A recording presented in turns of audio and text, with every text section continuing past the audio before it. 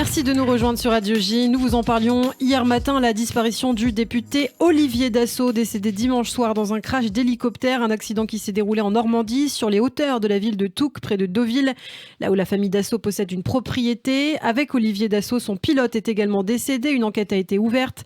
Une disparition tragique qui nous donne l'occasion ce matin d'évoquer l'histoire de la famille Dassault, l'une des plus célèbres de France, mais aussi du monde, disons-le. Une saga qui a débuté au siècle dernier avec un certain Marcel Dassault, né dans une famille juive et qui connaîtra d'ailleurs l'horreur des camps pendant la Shoah.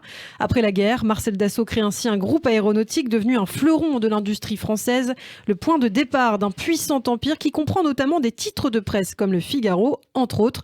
On va justement parler de tout cela, de ce destin exceptionnel de Marcel Dassault, de sa descendance. Mais avant, donc, retour à l'actualité et à la carrière d'Olivier Dassault. On en parle avec vous, Christophe Darin. Et dès son plus jeune âge, Olivier Dassault, né en 1951, est passionné d'aviation. Rien d'étonnant, bien sûr, dans cette famille qui a bâti sa réussite sur cette activité. Il entre à l'école de l'air, il sera ingénieur d'État, pilote d'avion, pilote professionnel. Il a d'ailleurs battu plusieurs records du monde de vitesse sur des Falcon sortis des usines Dassault.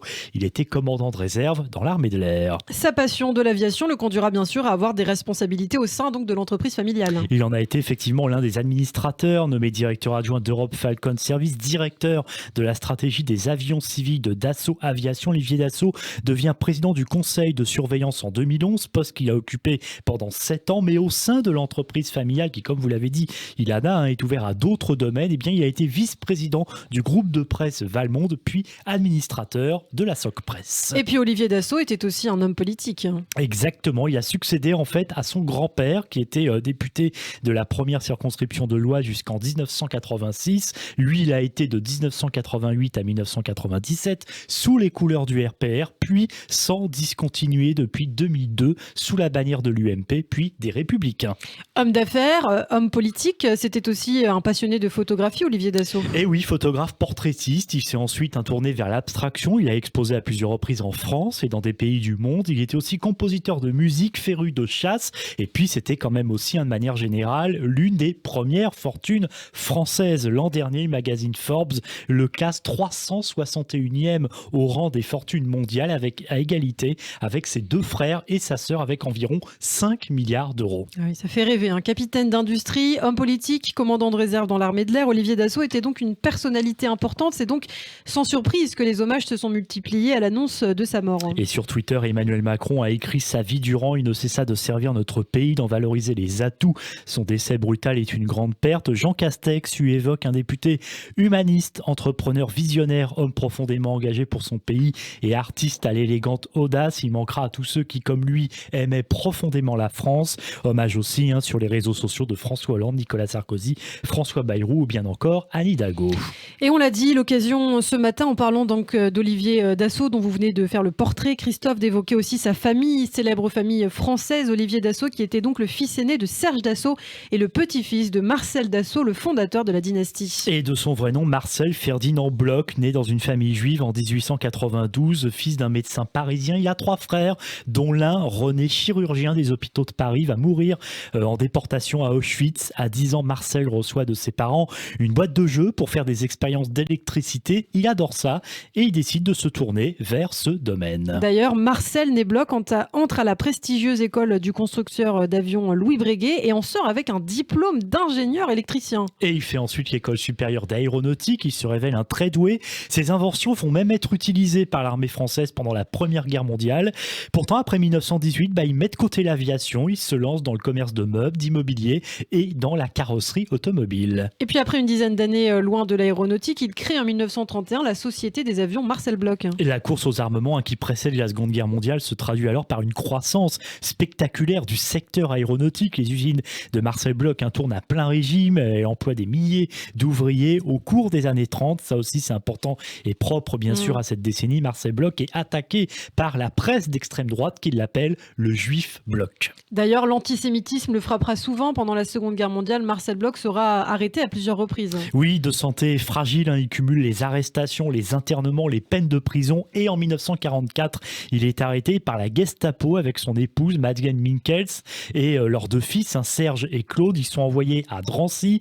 Les Allemands font alors du chantage à Marcel. Ils lui demandent de les aider à construire des avions de combat. Marcel refuse et alors que sa famille, elle, est libérée, libéré, eh bien lui est déporté à Buchenwald et c'est grâce à un membre du Parti communiste, Marcel Paul, et à une cellule communiste au sein de ce camp qui va survivre malgré cette santé fragile. Il sera libéré 8 mois plus tard et d'ailleurs toute sa vie jusqu'à la fin de ses jours, Marcel versera chaque année une somme d'argent au journal L'Humanité. Il a donc eu beaucoup de chance, si on peut dire, et d'ailleurs il était superstitieux, il avait toujours sur lui un trèfle à 4 feuilles dans son portefeuille. Et puis c'est aussi intéressant de revenir sur l'origine du nom Dassault. On le sait, en 1946, Marcel Bloch prend le nom de Dassault, une déformation du nom de code Char d'Assaut, un des pseudonymes utilisés dans la résistance par un des frères de Marcel, le général Darius Paul Bloch. Oui, ça rappelle un peu comme pour Jacques Chaban-Delmas d'ailleurs, où une partie de son nom effectivement était son nom de résistant. Alors Marcel Dassault, lui, se convertit au catholicisme, et à partir des années 50, là c'est vraiment les grandes années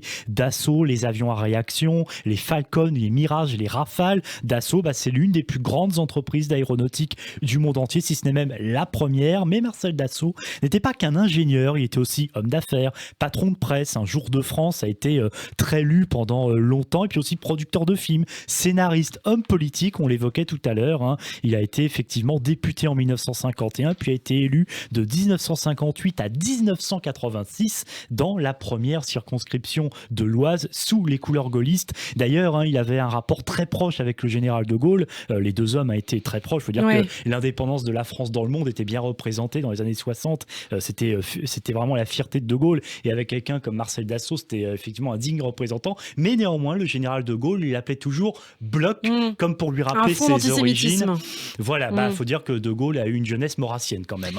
En tout cas, homme de succès, à la fin de sa vie, Marcel Dassault prépare donc déjà sa succession. Et la première fortune de France entretient néanmoins des relations difficiles avec son fils Serge, et il envisage de tout léguer à son fils Olivier, qui n'a que 35 ans. Lorsque Marcel Dassault meurt en 1986 avec des funérailles dignes d'un chef d'État, c'est son fils Serge néanmoins qui prend la présidence du groupe.